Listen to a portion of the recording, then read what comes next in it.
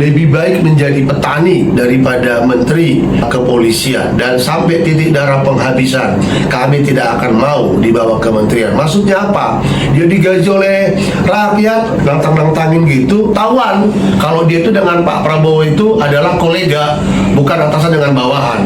Ditolak bila penting hasil rapat Komisi 3 DPR RI bersama dengan Listio, karena Listio mengatakan lebih baik menjadi petani daripada tunduk di bawah menteri polisi. Lalu tepuk tangan. Settingan itu, nggak ada itu settingan. Diduga Prabowo dengan Listio udah ngobrol duluan itu.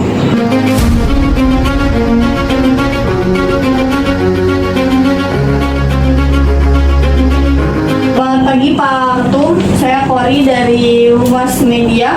Ingin bertanya Pak, baru-baru ini kan ada video TikTok perisai kebenaran nasional ya, yang isinya itu statement Bapak nih Pak, menyatakan kalau misalkan Kapolri tidak diganti itu akan berpengaruh kepada presiden kita, Bapak Prabowo. Itu maksudnya apa tuh Pak? Memang benar, berhentikan Kapolri yang sekarang yang sudah dicibir oleh banyak orang. Kapolri yang sudah produk lama dan diduga sudah kadaluarsa, ibarat kayak susu Indomilk, kalau dia sudah kadaluarsa, apalagi yang mau digunakan? Jadi penyakit nanti. Karena tidak lagi bisa Listio diterima oleh banyak orang dan sudah menjadi gaduh. Ada kan Kapolres dicopot, maksud saya jabatannya terkait dengan penjual es, terkait dengan begal yang di Sleman itu, karena dikatakan oleh Kapolda Yogyakarta telah membuat gaduh dan tidak ada pengawasan, akhirnya dicopot itu Kapolres Sleman. Nah, Listio Sigit Prabowo telah membuat gaduh karena dia bilang lebih baik menjadi petani daripada menteri kepolisian, dan sampai titik darah penghabisan kami tidak akan mau di bawah kementerian. Maksudnya apa? Dia digaji oleh rakyat, digaji oleh negara, maksud saya uang dari rakyat, nantang-nantangin gitu, tawan kalau dia itu dengan Pak Prabowo itu adalah kolega, bukan atasan dengan bawahan. Berani kalian ngomong begitu di kantor ini? Kalau berani berarti tanda-tanda mau pembangkangan dan konspirasi. Jadi kalau ada Kapolri berani mengatakan begitu sampai titik darah penghabisan, kami tidak akan mau di bawah kementerian. Ada apa itu semuanya itu? Kalau bukan karena kolega itu si Listio itu oleh Prabowo, bukan bawahan.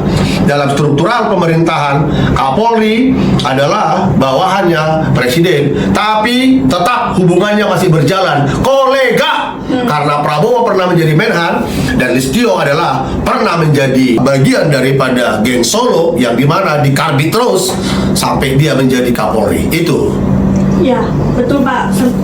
Masyarakat sendiri memang banyak nih Pak yang kontra terhadap pernyataan tersebut. Karena kalau dilihat kan memang banyak banget Pak kasus-kasus yang berkaitan dengan institusi Polri yang sampai saat ini belum selesai. Apalagi Kapolri sekarang ini gak ganti-ganti Pak. Kira-kira menurut Bapak, tadi kan Bapak menyinggung geng Solo nih Pak, adakah fakta yang berkaitan dengan geng Solo itu Pak? nasibnya bangsa ini tidak karena settingannya Joko Widodo. Joko Widodo itu punya niat mempersiapkan 2029 Gibran karena ada pangerannya. Nah, kalau Pak Prabowo pangerannya siapa? Dia nggak akan bakal mempersiapkan jabatan untuk 2029 untuk pangerannya si Didik. Dia berharap bisa 2 periode. Padahal saya sudah katakan Prabowo Subianto tidak bakal sampai kepada 2029.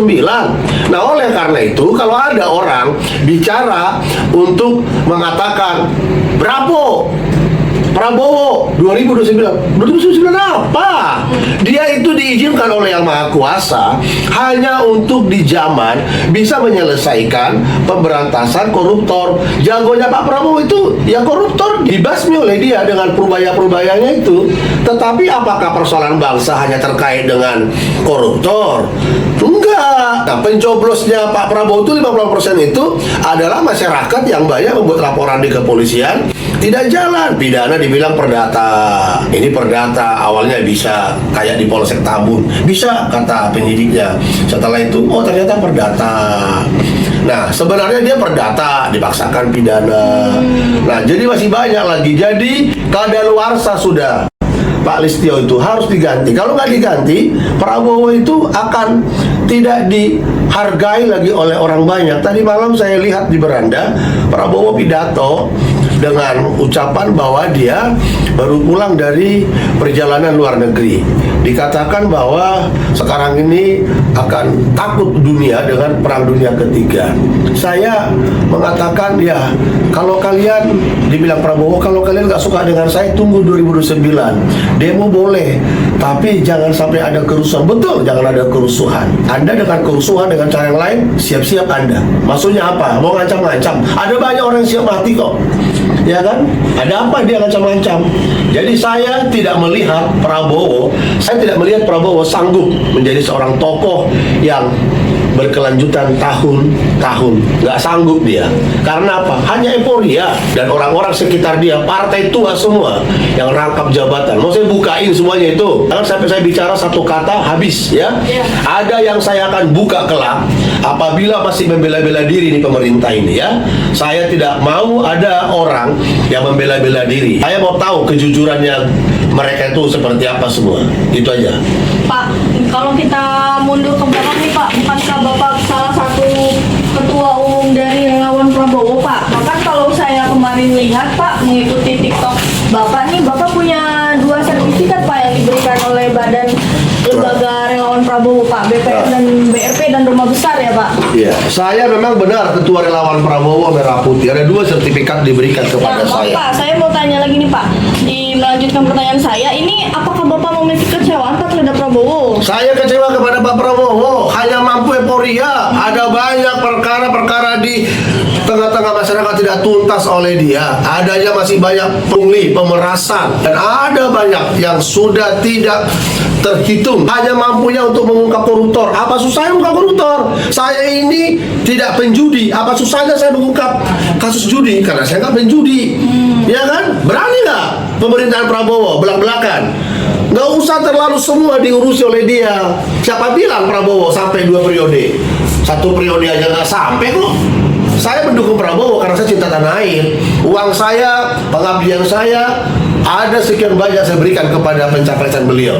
Tapi kalau memang tidak sesuai dia dalam sebuah perjalanan ke depan, hanya memikirkan kolega dan lain sebagainya, saya kecewa. Dan nggak lama lagi saya akan buka baju relawan Prabowo di Istana Presiden, artinya demo besar-besaran, dan saya katakan kami kecewa dengan presiden yang pernah kami dukung dengan mati-matian. Itu aja. Oke, kira-kira kalau untuk demo yang sendiri ini kira-kira akan melibatkan anggota-anggota Bapak nggak Pak? Karena kan kalau saya lihat kemarin Bapak memang memiliki masa yang cukup banyak nih Pak untuk dalam mendirikan lembaga Prabowo ini Pak. Jadi begini, ada banyak orang melakukan demo di Indonesia ini, tapi demo yang tidak natural. Demo yang natural itu melengsarkan Soeharto. Pergerakan mahasiswa akibat 98. 99 itu sudah terkontaminasi yang mengatakan SI, sidang istimewa untuk seorang Presiden B.J. Habibie. Nah, demo yang sudah saya lakukan 2 kali di Polsek Cikarang Selatan dan di Mabes Polri tanpa membakar ban dan tidak melewati batas daripada waktu yang kami sampaikan, sekitar 5 jam atau sampai batas jam 5. Demo Indonesia harus diubah, jangan demo yang anarki, tapi demo yang disertai dengan berjilid-jilid dan hadirkan di sana tokoh, dan ada tempat yang bisa demo. DPR RI baru staf sus komunikasi presiden ya, itu boleh demo ya. Kalau istana kan nggak boleh, itu ada peraturannya, itu objek vital nggak boleh di demo. Baru hadirkan media. Setelah itu kumpulkan tokoh-tokoh di daerah, bikin mogok. Lebih bagus demo mogok. Kenapa rupanya? Jangan demo untuk anarki. Coba apa yang dibuat oleh Prabowo? Coba apa? Guru-guru agama di Indonesia ini masih belum disalurkan kok, terutama yang beragama minoritas. Mana ada dibuat oleh Prabowo itu? Udahlah ya. Sama dengan Amerika Serikat. Kenapa Donald Trump kalah di pencapresan yang kedua? Karena memang yang maha kuasa membutuhkan Donald Trump menjadi presiden untuk per tahun ini dan sekian tahun ke depan. Terbukti dari mana Bapak mengatakan begitu? Saat dia kampanye, dihajar dia oleh sniper, hanya telinganya kena peluru, berdarah, percikan. Berarti kalau nggak Tuhan yang jaga dia siapa? Saya katakan ketika Donald Trump bertanding dengan Joe Biden, saya berpenglihatan, saya sebagai seorang pendoa, saya sudah bilang kepada istri saya, Joe Biden akan menang, tapi diizinkan Tuhan hanya 1 periode supaya ada jeda. Karena kan menuju kiamat, menuju akhir zaman kan ada banyak gejolak. Dicari oleh yang Maha Kuasa, ini cocok di zaman ini cocok. Sama dengan di kantor ini kan, yang cocok untuk humas media Kori, yang cocok untuk penerobosan Daka, PB, ya kan? Nah, jadi Tuhan mau bekerja, melakukan karyanya di muka bumi ini melalui orang-orang yang ditempah dari sejak kecil. Ini cocoknya untuk ini cocoknya untuk ini. Karena kita bukan nabi, kita masyarakat umum, kita adalah negara. Kalau bicara negara, pergerakan negara dipimpin oleh kepala negara. Nah, sementara kebijakan negara, kepala negara yang menentukan atas sebuah demokrasi Indonesia. Jadi saya tidak akan pernah pikirkan terkait mundur untuk mengatakan ya supaya kembali ditolak bila penting hasil ya rapat Komisi 3 DPR RI bersama dengan Listio, karena Listio mengatakan lebih baik menjadi petani daripada tunduk di bawah menteri polisi, lalu tepuk tangan. Settingan itu, nggak ada itu settingan ya. Diduga Prabowo dengan Listio udah ngobrol duluan itu. Saya kan tahu udah ngobrol duluan itu, bicara orang di media, bicara orang di rapat, nggak ada itu ya. Nggak usah saya ditahan-tahan. Saya kemarin ditelepon oleh orangnya Prabowo, oleh orang khususnya Prabowo, saya ditelepon. Jangan terlalu keras bicaranya ya. Saya ditelepon oleh orang utusannya pihaknya Prabowo secara VIP. Saya orangnya Prabowo juga untuk saat ini, tapi saya tidak lama lagi akan membubarkan diri ya, mengundurkan diri dari relawan Prabowo Merah Putih, karena saya lihat apa yang saya lakukan selama ini mendukung 02 tidak ada. Yang ada Prabowo itu kumpulkan kolega ya, maklum sudah sekian lama berharap jadi presiden dengan kolega-koleganya nggak pernah jadi. Begitu jadi presiden ngumpul semua. Masih ingat kan istilah nepotisme?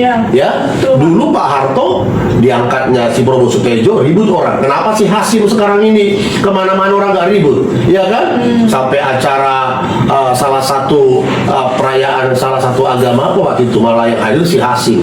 Dari segi mana dia hadir si Hasim? Yang diundang kepala negara kok malah si Hasim yang hadir? Nggak usah nepotisme lah. Nggak usah nepotisme. Negara ini bukan miliknya seseorang, negara ini milik kita semua. Opung saya dari bapak saya, dari ibu saya ikut berperang melawan Belanda, memerdekakan negeri ini. Ya, saya boleh tanding, boleh diadu saya dengan Kapolri. Apa ini? Ini saya ini.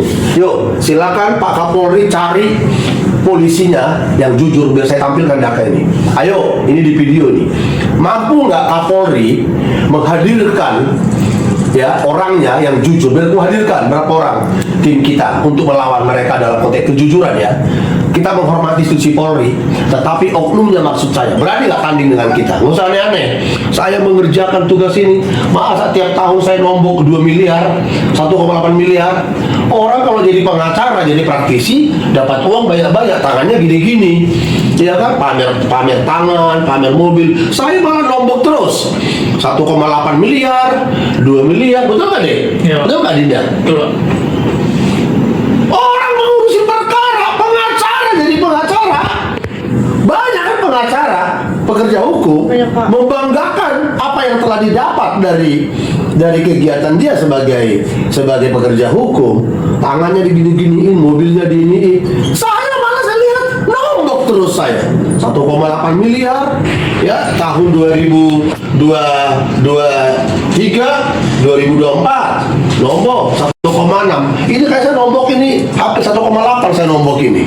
Masa saya kerja di PKN dapat uang saya balikin lagi, dapat uang saya balikin lagi. Nombok saya bolak-balik. Uang saya udah saya dapat saya balikin. Bolak-balik. Pertanda saya mencintai negeri ini. Jadi nggak usah lah orang-orang yang di pemerintahan merasa sudah hebat. Hebatnya apa? Ya jangan dibandingkan sama orang-orang yang korupsi loh. Ayo temukan dulu sama saya. Ya. Ayo siapa? Purbaya katanya, ayo cek dulu semua. Ya, saya belum bicara loh. Ada 5 poin saya bicara, selesai. Ya, selesai. Ya. Saya kira demikian. Ada lagi? Sekian Pak. Oke. Saya Terima kasih. Pak untuk wawancaranya Pak. Ya.